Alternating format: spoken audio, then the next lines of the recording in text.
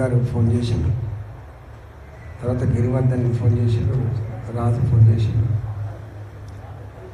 Elamanda Sarath phone చేస్తే చూడ mic వినబడుతుందా జర చూడు మంచిది తగ్గించు.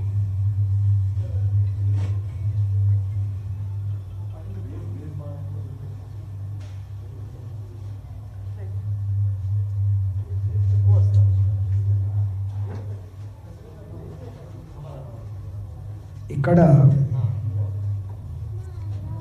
మనకు నోటీస్ ఇచ్చింది ఒక తహసీల్దార్, రెవెన్యూ డిపార్ట్మెంట్ కూడా ఇచ్చిండు.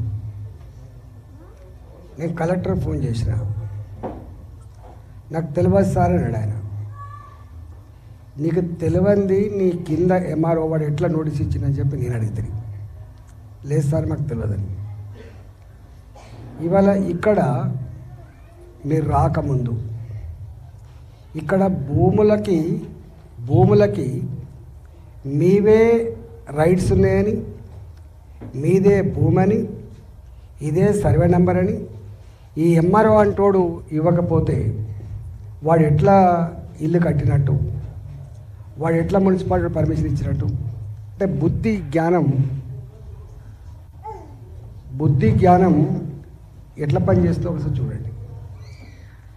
ప్రజల జీవితాలతో చెలగాడమాడే నీచులు వీళ్ళు. ఇంతమంది ఆయన ఏదో చెప్తుండు, అధికారులంటే ప్రజలకు ఏమైనా సమస్యలు వస్తే ఆదుకుంటారనేటువంటి విశ్వాసం ఉండే, కానీ ఇట్లనే ప్రజల్ని వేధిస్తారని చెప్పి అనుకోలేదని చెప్పి. ఒక ఎంఆర్ వంటోడేమో అమ్ముకోమంటాడు, ఒక మున్సిపల్ కమిషనర్ ఏమంటో పర్మిషన్ ఇస్తాడు, ఇంకో ఎంఆర్ కూడా వచ్చేమో ఇది చెర్ల భూమి అంటాడు, ఇంకొక మున్సిపల్ కమిషనర్ వచ్చేదేమో ఇది ఇల్లీగల్ అంటాడు. అంటే వీళ్ళు మెదడు పని చేస్తున్నట్ట, అది కింద ఏం జరుగుతుంది పైన తెలుస్తుందో అర్థమైతే లేదు. ఈ హైడ్రా వచ్చినప్పుడు మేము హైడ్రాకే వ్యతిరేకం కాదు, మేము ఎప్పుడు హైడ్రాకి వ్యతిరేకం కాదు, చెరువులు గొప్పగా సుందరీకరణ చేసేదానికి వ్యతిరేకం కాదు, మూసీలో కొబ్బరి నీళ్ళు లాంటి నీళ్ళు పారిస్తా అంటే మేము వ్యతిరేకం కాదు. వ్యతిరేకం వల్ల ఏంటంటే 30 ఏళ్ళ క్రితం, 40 ఏళ్ళ క్రితం లేదా 10 ఏళ్ళ క్రితం ఇళ్ళల్లో పనిచేసిన వాళ్ళు కావచ్చు, చిన్న ఉద్యోగులు కావచ్చు, లేదా గవర్నమెంట్ ఉద్యోగులు కావచ్చు, బంగారం అమ్ముకొని రుణాలు తీసుకొచ్చుకొని ఒక ఇల్లు కట్టుకుంటే 30 ఏళ్ళ క్రితం కట్టచ్చు, అది 10 ఏళ్ళ క్రితం కట్టచ్చు. ఇవి అక్రమం అని కూల్చేసే అధికారం నీకు ఎవడిచ్చిండ్రు అనేది మన ప్రశ్న. హైడ్రాకి వ్యతిరేకంగా 10 కాకపోతే 100 పెట్టుకో, 10 కూల కొట్టుకుంటా అంటే నీ కూల కొట్టుకో, 1000 కూల కొట్టుకో, మాకేం బాధ లేదు. కానీ మా రెక్కల కష్టార్జితం ఇది. ఏ కుటుంబానికైనా 2 ఆశయాలు ఉంటాయి. ఒకటో ఆశయం ఏముంటుందంటే, నేను చనిపోతే అనాథ శవంగా రోడ్ల మీద ఉండద్దని, నాకు ఒక ఇల్లు ఉండాలి, నాకు ఇల్లు ఉండాలనేటువంటిది ఉంటుంది. ఎవరికైనా మొట్టమొదటి సెంటిమెంట్ అది.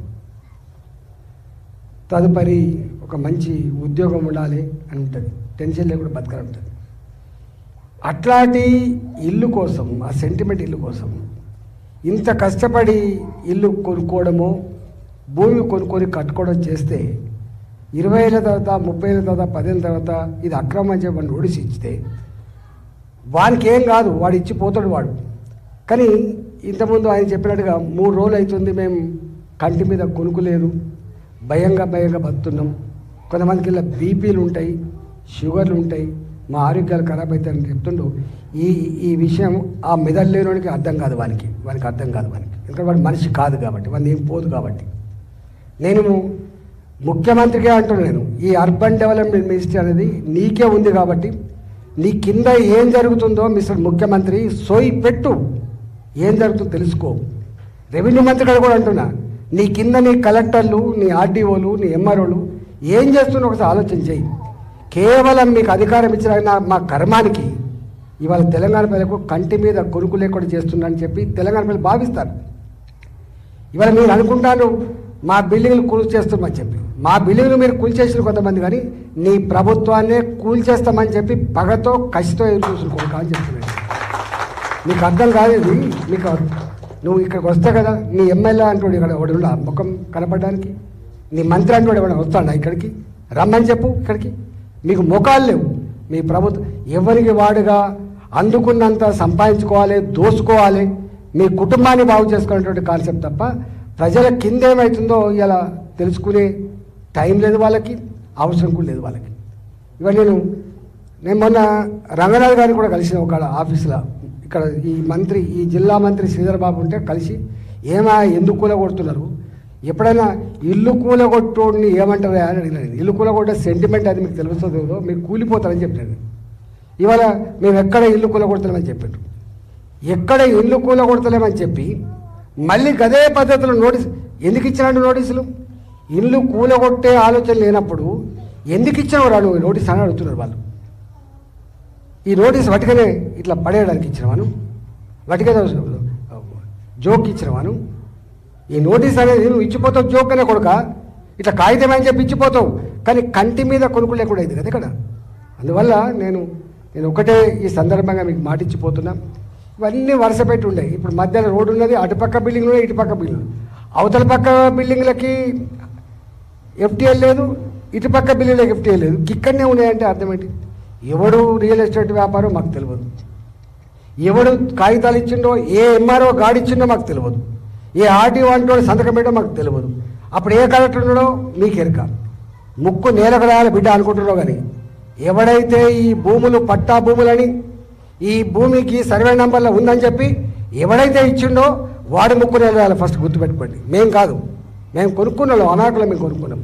ఆనాడే కనుక మేము కొనుక్కున్నప్పుడు ఇది ఇల్లీగల్ అని చెప్తే మేము ఎవడో కొనుక్కుంటాం కాదు. ఇవాళ అన్ని కాగితాలు మీరు ఇచ్చి అమ్ముకుంటాలకు అంతగా అండగా ఉండి అన్ని పర్మిషన్లు మున్సిపాలిటీలలో ఇచ్చి ఇవాళ ప్రాపర్టీ ట్యాక్స్తో సహా కట్టుకొని ఇవాళ వచ్చి ప్రశాంతంగా ఉంటున్న కుటుంబాలలో చిచ్చు పెట్టే, ప్రశాంత కుటుంబాల్లో నీవు అగ్గి పెట్టేటువంటి అధికారానికి ఎవడిచ్చిండ్రా అని చెప్పి అడుగుతున్నది ఇలా. కాబట్టి